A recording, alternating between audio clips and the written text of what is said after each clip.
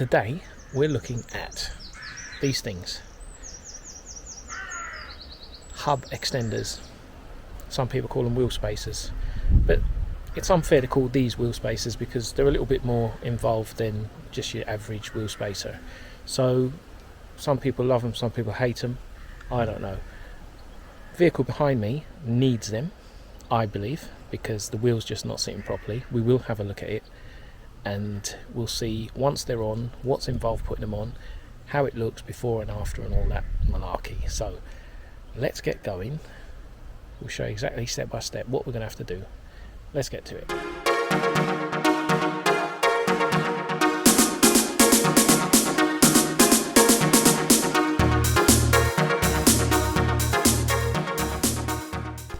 Now, the reason the front wheel is sitting nice and flush on the front and the back is a little bit sunk in is because these alloys have the same ET offset.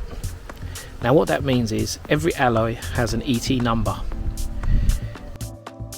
These particular alloys have an ET value of 45 and that's all round.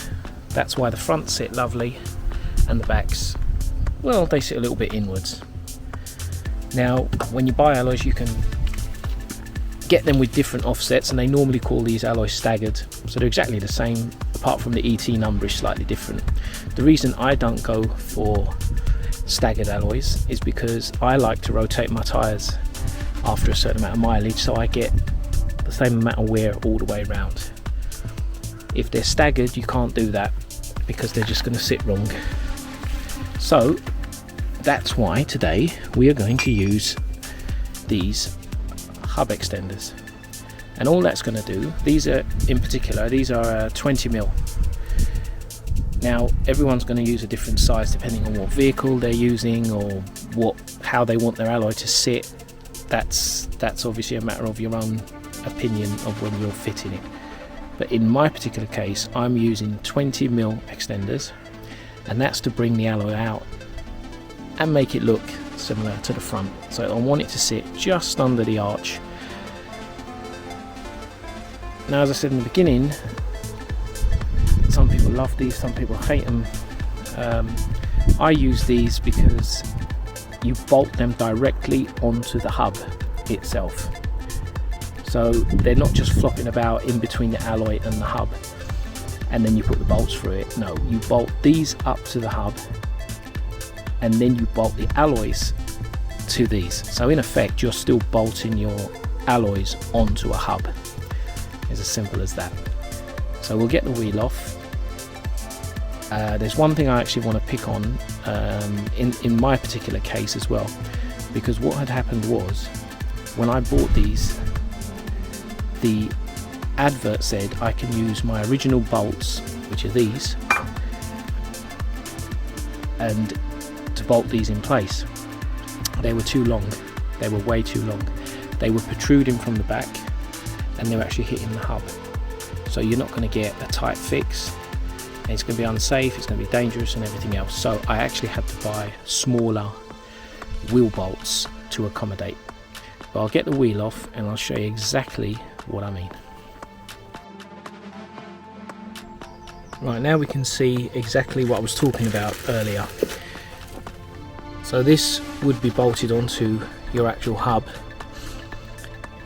These are the original bolts which came with the wheels, and you can see they clearly protrude, so you would not be able to tighten this alloy onto this hub because that will be hitting your disc and you definitely don't want that. So obviously it would be dangerous, extremely dangerous. So even though this was advertised as you can use the original bolts, you can't. It just depends on the alloy and how it's made, and obviously the shape of how it sits and everything like that. A lot of factors come into play, so just basically take whatever they say with a pinch of salt. Before you try and bolt it up to your vehicle, just make sure, offer the hub up to the alloy, bolt on the alloys, bolt on the wheel bolts to the hub, and just check. This is what you want it to look like. See, it's sunk, it's right under, You've still got all the thread, it's gone all the way through, but it doesn't protrude like this one. So this is what you're after. So it's nice, safe, and you're not going to have any issues with it. So as I said, I think these might have been 32 mil, but these were 25. These were definitely 25, and they'll do the job. So just bear that in mind. So what we'll do now, we'll fit this to the actual vehicle and see what it looks like. So all you've got to do is simply line these holes up, these ones, to your existing holes where your bolts go in.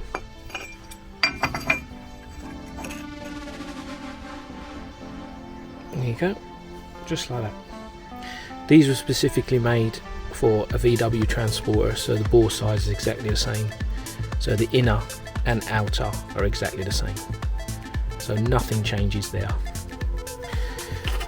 which is a plus, because you don't have to use any of those reducers or anything, so it sits nice and tight in there. And again, that's the same size as that was.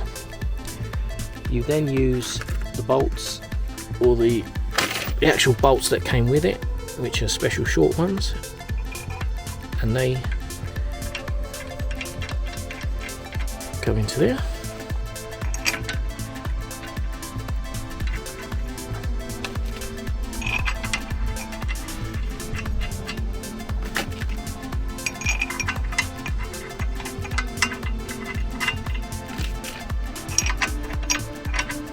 So we'll tighten these up properly, and we'll fit the wheel. Now that we've got it all fitted, everything's in place, everything's tightened up nicely, we can do a comparison of what it looks like. So we'll take a walk around to the other side and we can see exactly what has happened and how it looks. So straight away you can see now that the wheel is sitting more or less directly under the arch. So you can clearly see that it's come out. Now if we go around to the other side, that's what it was looking like. So you can see more of a gap under the arch, and you can see that the wheel is actually sunk in. I mean, it's still okay, it was acceptable, you know, it's not that anyone's really going to pay attention, but as the owner you must probably notice it's there, and you just want it to sit out. And this is a good way of doing it if you haven't got the staggered alloys. And it's also, in my opinion, a safe way of doing it, because you know that the hub is bolted on, the extender is bolted onto the hub, so that's, you know, there's going to be no movement there. And then you bolt your alloy onto the hub itself. So as I said, the only thing you've got to be careful of is the bolts, but it really does depend on the alloy you're using. So potentially you could buy some extenders and you can use the actual bolts that came with the alloys, but do be careful, do check it first. So yeah, definitely made a difference. If we look at it from the front as well,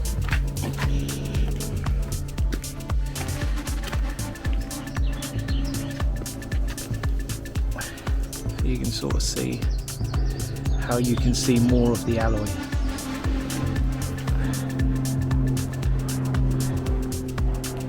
So that's it, job done. Very easy job. And it changes, in my opinion, the appearance quite a bit. So if you was wondering whether you should or shouldn't, there you go. Now you can chew on some of the stuff I've been on about and decide whether you want to do it or not. But thank you for watching, and see you soon in the next video.